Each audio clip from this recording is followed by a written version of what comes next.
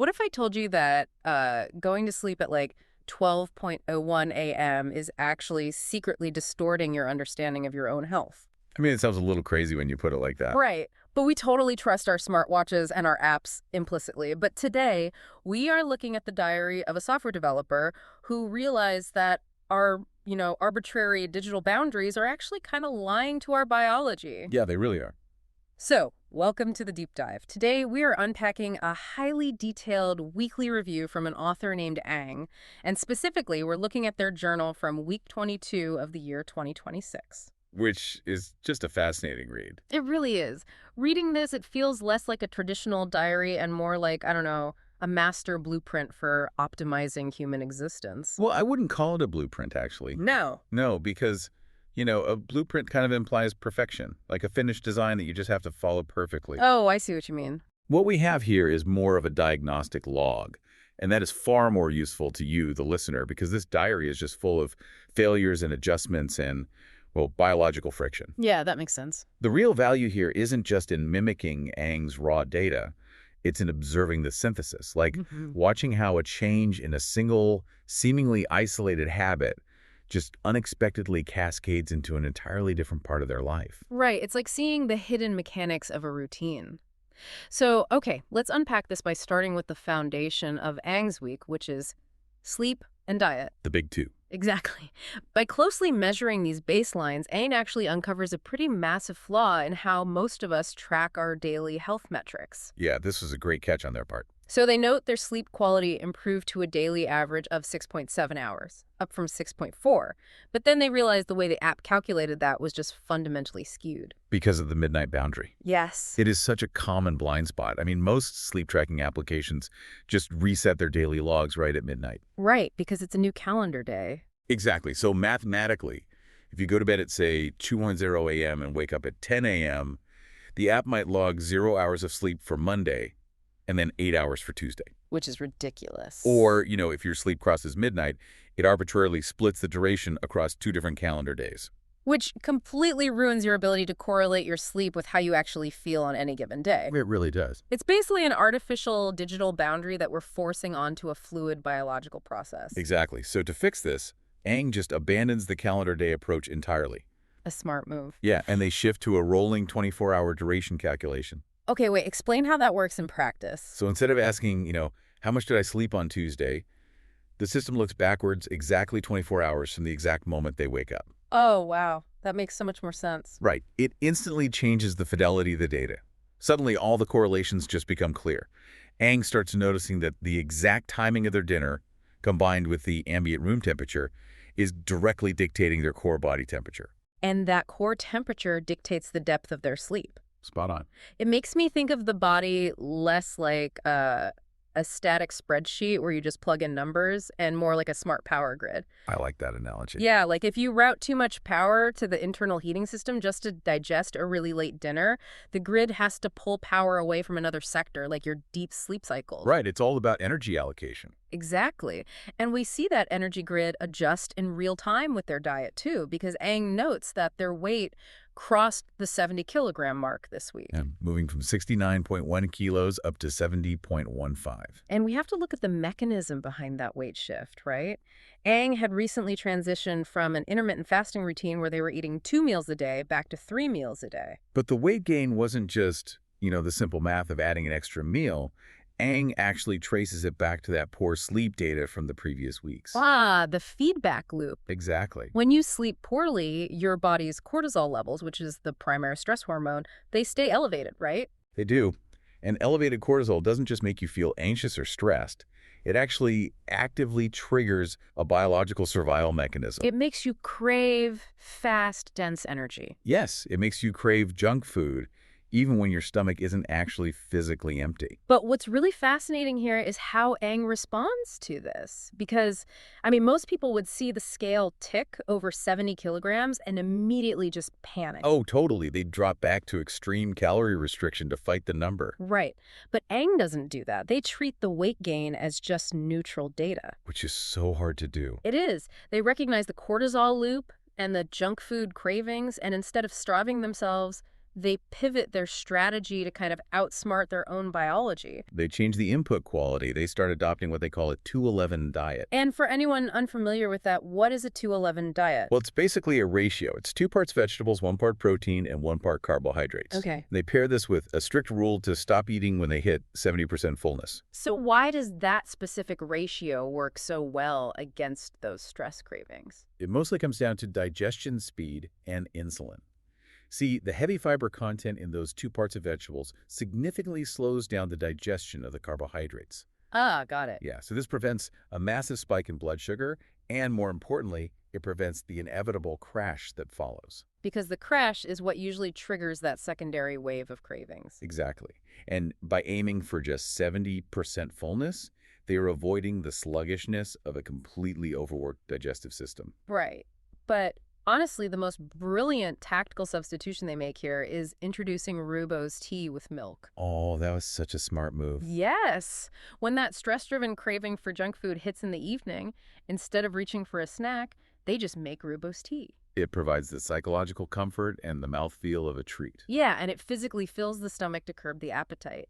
And because rooibos is naturally caffeine-free, it doesn't feed back into that rolling 24-hour sleep disruption loop we talked about. They literally break the cycle. Yeah. They are managing their internal environment with just incredible precision. Yeah, they also lean heavily into fast vegetable prep and healthy proteins like sardines. Right, they're essentially rewriting their biological code. But this hyper-pragmatic approach to their internal biology kind of raises a huge question about their external physical reality. How so? Well, if the internal systems are routing energy like a power grid, what happens to the physical infrastructure, like the chassis, so to speak, when the user is entirely checked out of their body? Oh, I see where you're going with this. Because Aang is a software developer, and they talk extensively this week about vibe coding. Vibe coding is such a great term. It really is. Yeah, it refers to that state of deep, almost frictionless flow where a developer just gets completely lost in the digital zone. Right, like hours pass, output is massive. But physical awareness just drops to absolute zero. Yeah, the mind is in the ether, but the body is still literally stuck in a chair. Right. So Aang realizes they need to move, and they aggressively increase their daily step count. Like, they go from a daily average of just 2,278 steps to 6,862 steps. Which is a huge jump. It is. Yeah.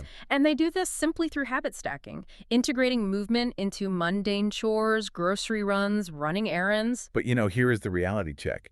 Doing this suddenly resulted in sporadic knee pain and muscle spasms. Which Aang attributes directly to the aging process. The body just simply isn't used to the load. Yeah. But I have to push back on this whole lifestyle a bit, though, because we constantly romanticize the ultimate knowledge worker, right? The programmer in the darkroom vibe coding for 8 hours straight. Oh, totally. The hacker ethos. Exactly. But if doing that completely atrophies your physical capacity and then merely trying to walk to the grocery store gives you muscle spasms, is it actually possible to be a highly productive digital worker without your physical hardware just completely degrading? Honestly, it is the defining tension of modern work. But Aang's diary actually provides a very stoic answer to this. What do they say? They basically conclude that you don't have to be perfectly balanced. You just have to adapt continuously. Right. They write, adapt, and adjust accordingly, one step at a time, slowly but surely. I love that. Yeah, so the muscle spasms weren't a catastrophic failure or a reason to just quit walking altogether. It was just new diagnostic data. Exactly. The environment pushed back, so Aang recalibrated. They actively paused their physical strength training to allow their central nervous system to recover. Right, relying on massage and heat pads to manage the knee pain. Yeah, and they traded the intense physical strain for outdoor 1 to 2 minute micro-meditations. So they accept the limitation of the hardware? They do. And this exact same lack of romanticism, this hyper-pragmatic diagnostic approach to their own biological failing, it's exactly the same lens Aang applies to the failing systems in the tech industry. Yeah, so the transition from analyzing their body to analyzing the software ecosystem is just seamless. It's wild. So Aang has a goal of making daily open source contributions. They are submitting pull requests. And for those who might not know, a pull request is essentially the process of a developer proposing a change or a bug fix to a shared piece of software on a platform like GitHub. Right. And Aang is doing this across multiple languages this week, like Go, Python, Elixir, Rust. But while working on dependencies for the Elixir language, Aang makes pretty massive prediction. Yeah, this part is huge. They declare that GitHub is going to die as a social platform. Wow. Yeah, they predict it will devolve from a collaborative community into just a mere warehouse for code, a package distribution center. Okay, to understand why that is such a profound observation, you really have to understand what GitHub has been for the last 15 years. Right. It wasn't just a file storage site. It was a thriving social network. Exactly. Developers would submit code, and then actual humans would debate it in the comment sections. There were arguments, there were mentorships. Community standards were built entirely through human peer review.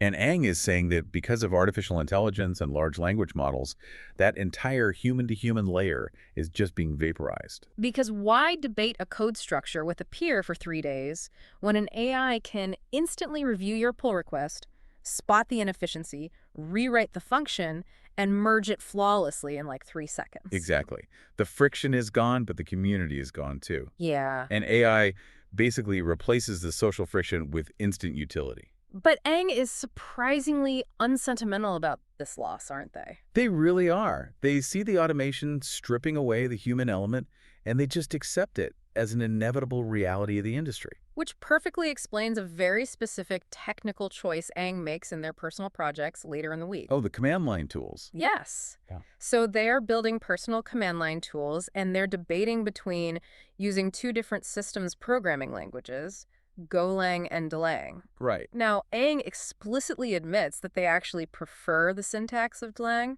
Like, they enjoy the actual writing of it more. But they choose Golang anyway. Yes. Why do they do that? Well, it's because of the tool chain. Let's look at this like a carpenter choosing their equipment, right? Delang might be like a beautifully crafted antique hammer that feels perfectly balanced in your hand. That's the syntax that Aang enjoys. Right.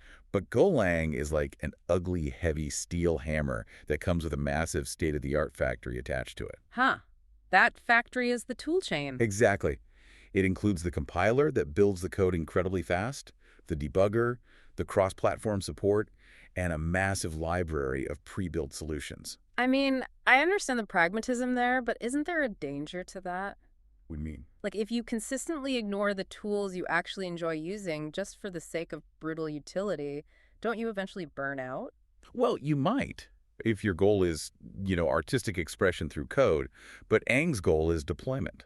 Ah, right. They prioritize a system that functions reliably in the real world over a language that just looks elegant on the screen. It is the exact same logic they applied to their knee pain. Exactly. Fine. Function over romance. Okay, but this next part is where the pragmatism crosses over into something almost science fiction. Oh, this is my favorite part. We just talked about AI killing the social layer of GitHub, but Aang is also using AI on themselves. Yes. Every day, Aang writes 3 journal posts, churning out their personal thoughts, their coding struggles, their diet choices, and then they feed their own diary entries into an AI to generate podcasts and explainer videos of their own life. I mean, it is a remarkable feedback loop, isn't it? It's crazy. They are utilizing the very technology they predict will disrupt their industry to perform a sort of automated introspection. It's just wildly meta. They are literally generating a podcast about their own diary to listen to while they walk, just to figure out what they are actually thinking. Yeah. They're treating their own mind as source code that can be analyzed, debugged, and optimized by a machine.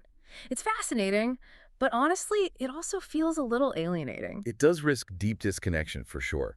When you outsource your self-reflection to an algorithm, you really run the risk of becoming entirely detached from physical reality. Which is exactly why the next part of their week is so crucial. You need a pretty strong anchor to reality if you are generating AI podcasts of your own diary. You really do. And Aang finds that anchor by literally putting their hands in the dirt and the water.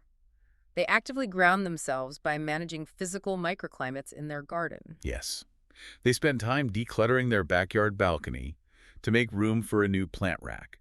But what's really interesting is how they evaluate their front yard gardening areas. Because they treat the biological environment exactly like a software bug. Exactly. They realize the specific microclimate in the front yard just isn't suitable for certain plant species. The soil, the shade, the physical environment is basically rejecting the input. Right. And instead of forcing it, instead of continually planting seeds that just die, they iterate. They look at the data, which is the failing plants, and they pivot the project. They decide to move their focus to the backyard balcony because it has vastly superior sunlight exposure. It's a completely different microclimate that can support more complex life. And they don't just stop at plants either. No, they don't. They start planning outdoor ponds for aquatic life. Specifically, they're working on priming and breeding Apistogramma cichlid pairs. Yes. And for context, cichlids are not just your basic goldfish.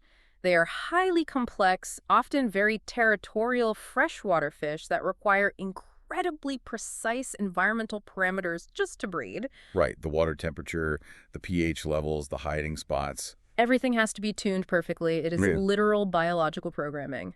I just love the mental image of someone who just ruthlessly predicted the AI takeover of software development, spending their afternoon carefully measuring the pH of a backyard pond to make a tiny fish comfortable. It provides necessary balance, I think, Mhm. but they also optimize this physical grounding through a concept we touched on earlier, habit stacking. Oh, right, the photography. Yeah, they wanted to test out finding the best macro lens for their mobile phone to take close-up photography. Which is a creative, highly technical hobby. But instead of just taking photos of objects on their desk, they take the hobby outside. They go on 2 unplanned photo walks during the week. So by taking the phone outside, they serve a dual purpose. Exactly. They satisfy the technical, creative urge of testing the macro lens while simultaneously forcing themselves to hit that crucial daily step to counter the vibe coding we talked about earlier. It brings all the systems together so nicely. I mean, the macro photography feeds the physical health by forcing the walking. Yeah. The physical walking manages the stress and cortisol. The managed cortisol allows the 211 diet and Robos T to improve the sleep. Wow. The rolling 24-hour sleep improvement fuels the clear-headed writing. And then the writing is fed to the AI to generate insights on how to further optimize the routine. It is a complete closed-loop ecosystem. It really is. And what's amazing is that whether Ang is evaluating the syntax of Dlang versus the utility of Golang, or evaluating the sunlight exposure in the front yard versus the backyard, the methodology is identical. Completely identical. Observe the environment, measure the results objectively, strip away the romanticism, and deploy the most pragmatic solution. So connecting this to a broader scale, that really is the ultimate takeaway for anyone trying to improve their systems, right? I think so. Yeah. The goal isn't to create a perfect, frictionless week where nothing goes wrong. Right, because Ang gained weight, they suffered knee spasms, their front yard plants failed. Exactly. The goal is to become an expert at responding to the data your life generates without emotional panic. It's about building resilience through constant, gentle recalibration. Absolutely. So turning this back to you, listening right now, take a look at your own dashboard. Are you treating your sleep, your hobbies, your diet, and your work as totally isolated events? Or can you start to see the hidden causality? Yeah, how the dominoes hit each other in your own life. Are you trying to force growth in a microclimate in your routine that simply isn't getting enough sunlight?